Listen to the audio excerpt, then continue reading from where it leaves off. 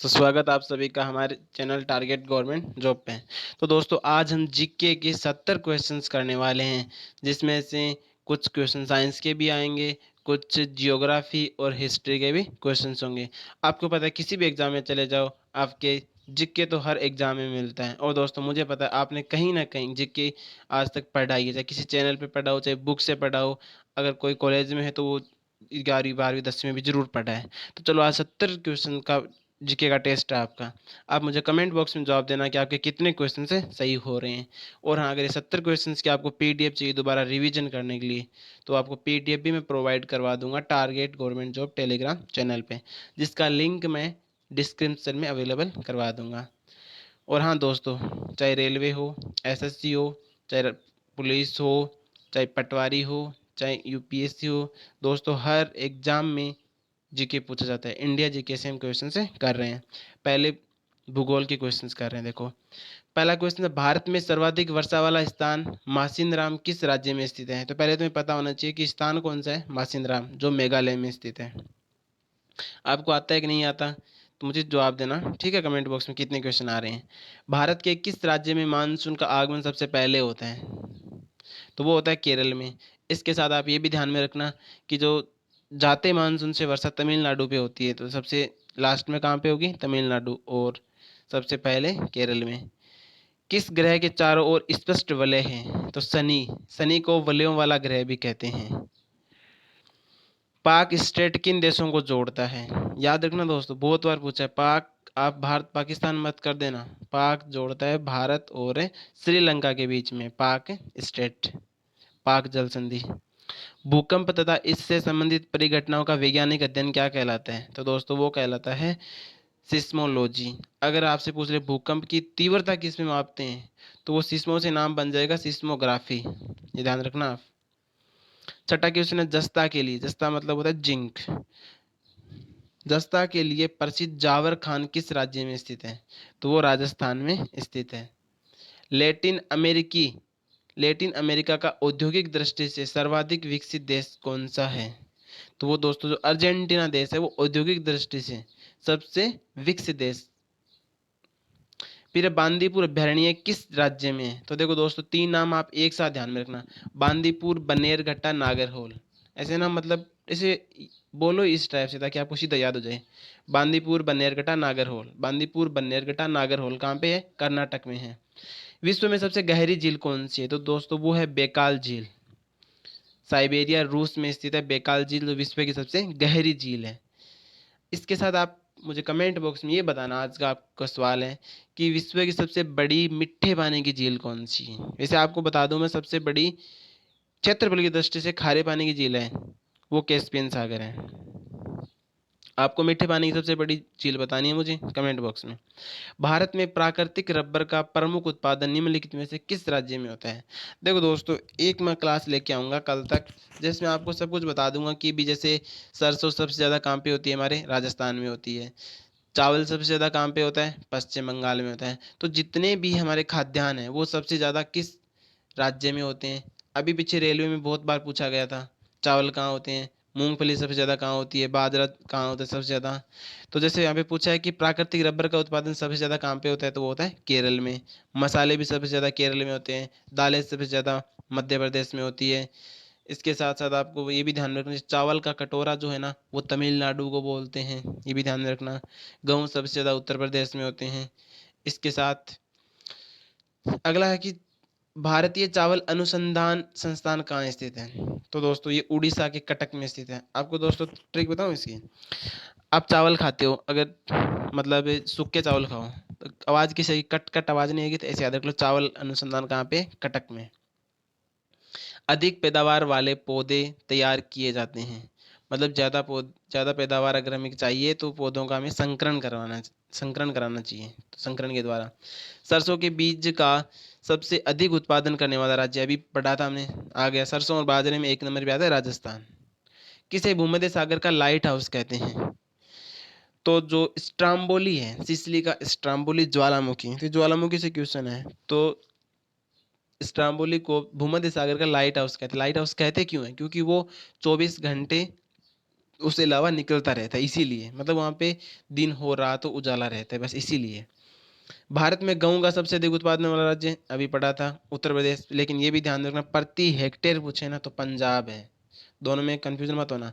भारत में गेहूं का सबसे अधिक उत्पादन, कहने का मतलब उत्तर प्रदेश क्षेत्रफल की दृष्टि से मुझसे पंजाब से बड़ा है, तो सबसे ज़्यादा गेहूं का उत्पादन कहाँ होगा, उत्तर प्रदेश में। लेकिन अगर प्रति हेक्टेयर पूछे तो सबसे ज़्यादा पंजाब में होगा। याद रखना, क्वेश्चन गलत मत कर देना।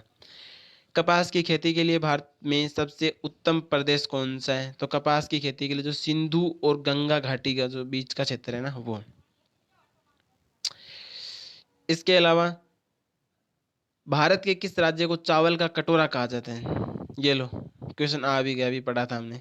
तमिलनाडु को कहते हैं bile of A bowls of A rice, यानी राइस बाउल। विश्व का सबसे बड़ा द्वीप कौन सा है, देखो दोस्तों ग्रीनलैंड विश्व का सबसे बड़ा द्वीप है। 20वां क्वेश्चन है, देखो थोड़ा जल्दी जल्दी कर रहे हैं। विश्व का सबसे बड़ा मरुस्थल कौन सा है, सहारा का मरुस्थल है जो अफ्रीका में स्थित है, वो सबसे बड़ा मरुस्थल। अगर एशिया का पूछे या फिर हमारे भारत का सबसे बड़ा पूछे तो वो होता है कौन सा, थार का मरुस्थल, ध्यान में रखना ये भी। और आपसे पूछ ले कि टकला मकान मरुस्थल कहाँ पे है, तो वो चीन के अंदर स्थित है। और जो सहारा मरुस्थल है वो दो देशों में विस्तार है, इसका सॉरी मतलब है जो है ना हमारा थार मरुस्थल भारत और पाकिस्तान दोनों देशों के बीच में विस्तृत है, भारत का सबसे बड़ा मरुस्थल। और विश्व का कौन सा हो गया, सहारा जो अफ्रीका में स्थित है। अब दोस्तों हम मंदिर के ऊपर कुछ क्वेश्चन करेंगे। तो पहला क्वेश्चन है, निम्नलिखित में से किस मंदिर का निर्माण चंदेल शासकों ने करवाया था, तो खजुराहो के जो मंदिर हैं मध्य प्रदेश में वो चंदेल शासकों ने बनाए थे, ये भी ध्यान रखना मध्य प्रदेश में है। कोणार्क मंदिर का निर्माण किस वंश के शासकों ने करवाया था, तो कोणार्क मंदिर, कोणार्क का सूर्य मंदिर दोस्तों, जिसको ब्लैक पेगोडा भी बोलते हैं, उड़ीसा में स्थित है। वो गंग वंश के ययाति गंग, जिसका नाम है ययाति गंग ने करवाया था। अमृतसर स्थित स्वर्ण मंदिर किसने बनाया था, देखो दोस्तों इसमें दो क्वेश्चन है। एक तो मतलब उस पे जो सोना है ना वो तो रणजीत सिंह ने मंडवाया था, रणजीत सिंह। और निर्माण किसने करवाया था, अर्जुन देव ने, सिखों के गुरु अर्जुन देव ने करवाया था। किस मंदिर को द्रविड़ चोल कला शैली का उत्कृष्ट उदाहरण माना जाता है, द्रविड़ चोल कला शैली का उत्कृष्ट उदाहरण वो माना जाता है बृहदेश्वर मंदिर, बृहदेश्वर मंदिर तमिलनाडु में है ये। कोणार्क के सूर्य मंदिर का निर्माता कौन है, अभी पढ़ा था नरसिंह देव द्वितीय, नरसिंह देव द्वितीय है दोस्तों। भगवान नटराज का प्रसिद्ध मंदिर किसमें भरतनाट्यम शिल्प कला है, तो वो है चिदम्बरम में स्थित है, ध्यान देना। लिंगराज मंदिर का नींव ययाति केसरी ने लिंगराज मंदिर की नींव डाली थी। मोढेरा का सूर्य मंदिर गुजरात में स्थित है। ब्लैक पेगोडा के नाम से भी पढ़ा था कि कोणार्क का सूर्य मंदिर प्रसिद्ध है। वैष्णो देवी मंदिर जम्मू कश्मीर के अंदर स्थित है। एक क्वेश्चन आप बताना या फिर हम चलो बता दें, कामाख्या माता का मंदिर असम में है, अम्बुबाची मेला लगता है वहाँ पे, ये भी ध्यान में रखना। चार धाम कहाँ पे है, तो चार धाम उत्तराखंड में है, केदारनाथ, बद्रीनाथ, यमुनोत्री, गंगोत्री। अब देखो दोस्तों कुछ हम क्वेश्चन कर रहे हैं इतिहास से संबंधित, जो पीछे रेलवे में पूछे गए क्वेश्चन है वो मैं उठा के लाया हूँ। तो देखो सर्वप्रथम भारत को भारत नाम से किसने संबोधित किया था, आपके पास ऑप्शन होंगे ईरानी, यूनानी, इन दो में कंफ्यूजन होंगे आप, बाकी तो मुझे पता हटा दोगे। तो भारत को सबसे पहले भारत नाम से यूनानियों ने बोला था, यूनानियों ने सबसे पहले भारत बोला था। चावल के साक्ष्य हमें कहाँ से मिले, रंगपुर और लोथल से। आपको पता है सिंधु घाटी सभ्यता पढ़ी थी, तो उसमें चावल के साक्ष्य कहाँ से मिले हैं, काली चूड़ियाँ कहाँ से मिली है, ये ध्यान में रखना। जैसे काली चूड़ियाँ कालीबंगा से मिली है, वहाँ से मतलब कालीबंगा मतलब भी काली चूड़ियाँ होती है। और वहाँ पे खेती के साक्ष्य मिले हैं, हल के साक्ष्य मिले हैं, तो वो कहाँ से मिले थे, कालीबंगा जो हनुमानगढ़ जिले में राजस्थान के। और चावल के साक्ष्य रंगपुर और लोथल, लोथल कहाँ पे है, गुजरात के अंदर है। फिर पूछे कि वर्धन वंश की राजधानी कहाँ थी, तो वर्धन वंश जो प्रभाकर वंश थे, और आपने इसमें प्रसिद्ध शासक का नाम सुना होगा हर्षवर्धन, तो उनकी राजधानी कौन सी थी, थानेश्वर थी। मेसोपोटामिया जो सभ्यता हमने सुनी थी, मेसोपोटामिया का अर्थ क्या होता है आखिर, मतलब दो नदियों के बीच की भूमि। चाक का सूचक किस काल में हुआ था? तो चाक का सूचक नवपाषाण काल में हुआ था। श्रीनगर की स्थापना किसने की थी? ये तो 3-4 बार दोस्तों रिपीट हुआ क्वेश्चन है। तो जो अशोक थे, तो अशोक ने वितस्ता नदी के तट पर स्थापना की थी श्रीनगर की। अशोक कौन थे? मौर्य वंश के मतलब मौर्य वंश के वो थे। चंद्रगुप्त मौर्य आपने नाम सुना है। उसके बाद कौन आए थे? बिंदुसार। बिंदुसार के बाद आए थे अशोक। तो चंद्रगुप्त मौर्य की मतलब चंद्रगुप्त मौर्य अशोक के दादाजी थे। राष्ट्रकूट वंश का संस्थापक कौन है? दंती दुर्ग। देखो दोस्तों यहाँ थोड़ी सी मुश्किल होंगे, लेकिन है ना, इनको आप पढ़ना भी इस स्टाइल से, जैसे राष्ट्रकूट दंती दुर्ग, कूट दुर्ग, ऐसे ना, मतलब कूट दंती, इस प्रकार से ना रिलेट करके पढ़ना ताकि याद एकदम इजीली हो जाए। सिंधु घाटी सभ्यता का सबसे दक्षिणी पुरातत्व कौन सा था? मतलब सबसे दक्षिणतम स्थान कौन सा था? तो दोस्तों ये राइमाबाद नहीं है, दाइमाबाद है। तो दाइमाबाद अहमदनगर महाराष्ट्र के अंदर है, गोदावरी नदी के तट पर है। तो दक्षिणतम कौन सा हो गया? गोदावरी नदी हो गई। अगर स्थान पूछे तो दाइमाबाद हो गया, और अगर जिला पूछे तो अहमदनगर हो गया, और राज्य कौन सा हो गया? महाराष्ट्र हो गया। और पूर्व में क्या था? तो दोस्तों पूर्व में था जम्मू कश्मीर। इसके अलावा अगर आपसे उत्तर में जम्मू कश्मीर था, पूर्व में उत्तर प्रदेश था, और पश्चिम में सुत का गंडोर जो भी बलूचिस्तान वहाँ पे पाकिस्तान में स्थान चला गए वो था। गंगों की पूर्व राजधानी कौन सी थी? तो कोलार थी। होयसल वंश के संस्थापक कौन से थे? होयसल वंश की राजधानी कौन सी थी ये पूछा है, तो वो है द्वार समुद्र। ये पानीपत की पहली लड़ाई में बाबर ने किसको हराया था? देखो दोस्तों पानीपत की आपको पता होनी चाहिए कितनी लड़ाई होती है। 3 लड़ाइयाँ होती है। जब 1526 में पानीपत की प्रथम लड़ाई होती है तो इब्राहिम लोदी और बाबर के बीच में होती है। तो इसमें बाबर जीत जाता है और इब्राहिम लोदी हार जाता है, और दिल्ली पर अधिकार किसका हो जाता है? बाबर का। दूसरी लड़ाई होती है अकबर और हेमू के बीच में। मतलब अकबर उस टाइम छोटे थे, लेकिन बैरम खान उनके संरक्षक थे, तो उस टाइम होती है। उस टाइम हेमू हार जाता है। हेमू को मतलब भारत का अंतिम विक्रमादित्य बोलते हैं, या फिर अंतिम हिंदू सम्राट भी बोलते हैं। और तीसरी लड़ाई हुई थी 1761 के अंदर अहमद शाह अब्दाली और मराठों के बीच में, वो भी पानीपत की तीसरी लड़ाई थी जिसमें मराठाओं की हार होती है। अगला है कि गुप्त वंश का कौन सा शासक भारतीय नेपोलियन, तो समुद्रगुप्त को नेपोलियन की उपाधि दी गई है, और ये वीणा वादक था, मतलब वीणा बजाने में निपुण था। ये भी ध्यान में रखना। वीणा निपुण कौन था? समुद्रगुप्त। ये भी कई बार पूछ लेता है। नेक्स्ट है टॉप 20 क्वेश्चंस जो हम वापस हिस्ट्री के करने वाले हैं। खिलाफत आंदोलन लखनऊ के अंदर। भारत में डीमोनेटाइजेशन कब शुरू हुआ था? देखो दोस्तों डीमोनेटाइजेशन मतलब है नोटबंदी जो हुई थी ना, उसको बता रहे हैं। तो 8 नवंबर 2016 को नोटबंदी हुई थी। बस ये नाम ध्यान में रखना, डीमोनेटाइजेशन। उर्जित पटेल उस टाइम आरबीआई के गवर्नर थे। प्रधानमंत्री नरेंद्र मोदी उस टाइम प्रधानमंत्री थे। ये भी ध्यान में रखना आप। रूबी जेम स्टोन का सूत्र क्या है? ये थोड़ा साइंस का क्वेश्चन है। तो एल्यूमिनियम ऑक्साइड क्रोमियम के साथ, मतलब एल्यूमिनियम ऑक्साइड का सूत्र क्या हो गया?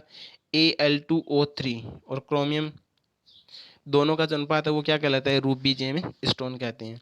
लिंगराज मंदिर जो भुवनेश्वर उड़ीसा के अंदर है। विधवा पुनर्विवाह अधिनियम किसने पारित करवाया था? तो ये भी आपको ध्यान में रखना, लॉर्ड डलहौजी के द्वारा तैयार था और लॉर्ड कैनिंग के द्वारा पारित किया गया था। तो विधवा पुनर्विवाह अधिनियम किसके द्वारा हो गया? लॉर्ड कैनिंग के द्वारा। भारत में वायु प्रदूषण अधिनियम कब स्थापित किया गया? तो दोस्तों 1981। अब प्रदूषण से ध्यान में रखना, एक नाम आपने सुना होगा लाइकेन, जो प्रदूषण नापने मतलब प्रदूषण से रिलेटेड वर्ड है। लाइकेन नापने के काम आता है, और लाइकेन कवक और शैवाल के मिलने से बनता है। कंप्यूटर के कार्य को क्या मतलब कंप्यूटर के कार्य को क्या नियंत्रित करता है? यानी कंप्यूटर को नियंत्रण कौन करता है, या फिर नियंत्रण इकाई कौन सी है? बस इसका मतलब ये है। तो नियंत्रण इकाई कौन सी होगी? सीयू। सीपीयू के तीन भाग होता है, पता होना चाहिए। एएलयू अर्थमेटिक लॉजिकल यूनिट, दूसरा होता है सीयू कंट्रोल यूनिट, हिंदी में बोलते हैं नियंत्रण इकाई, और तीसरी होती है मेमोरी स्टोरेज, वो लगाती है। तो एएलयू देखो आ ही गया, अर्थमेटिक लॉजिक यूनिट, अंक गणित तर्क इकाई। इसका काम क्या होता है? गणितीय संक्रियाएं, जैसे जोड़ बाकी गुणा भाग करना हो, तो जो गणितीय संक्रियाएं होती है ना, वो किसके द्वारा होती है? एएलयू के द्वारा होती है। एलोरा में गुफाओं की संख्या कितनी है? देखो दोस्तों 34 गुफा है। कई बार तो ये गुफाओं की संख्या पूछ लेता है। एलोरा कहाँ पे है? महाराष्ट्र के अंदर है। कई बार क्या पूछ लेता है कि ये पूछ लेता है कि भी उसमें ब्राह्मणों की, यानी हिंदू की, बौद्ध की, जैन की, इनमें से किन की गुफाएं हैं और किन की नहीं है। तो सबसे ज़्यादा 17 गुफाएं ब्राह्मणों की ही है। और इसके बाद आप ये भी ध्यान में रखना कि बौद्ध और जैन, ब्राह्मण, यानी तीनों की गुफाएं हैं एलोरा के अंदर। टोक्यो किस नदी के तट पर स्थित है? तो दोस्तों टोक्यो सुमिता तो नदी है, मतलब जापान की राजधानी टोक्यो है, आपको ये पता है। और टोक्यो नदी कौन सी होगी? सुमिता। अब आपको पता है कि टोक्यो होन्शु द्वीप पर स्थित है। अभी द्वीप तो कौन सा हो गया? होन्शु। और नदी कौन सी होगी? सुमिता। दोनों ध्यान रखना। सेबी के अध्यक्ष कौन है? तो सेबी के अध्यक्ष हैं अजय त्यागी। सेबी क्या है? तो दोस्तों जो शेयर मार्केट होता है ना, शेयर मार्केट का जो नियंत्रण होता है वो सेबी के पास है। फिर सार्क का पूर्ण रूप क्या है? सार्क मतलब SAARC, सार्क। तो दक्षिण एशियाई क्षेत्रीय सहयोग संगठन।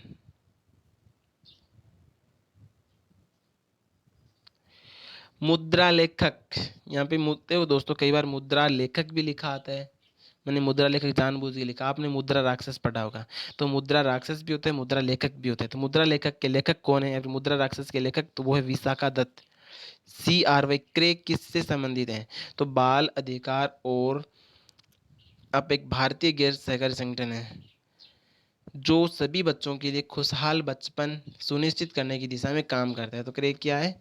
मतलब बाल अधिकार एक से संबंधित संगठन है जो छोटे बच्चे होते हैं उनको सुनिश्चित, उनको सुरक्षा प्रदान करने के लिए काम करता है।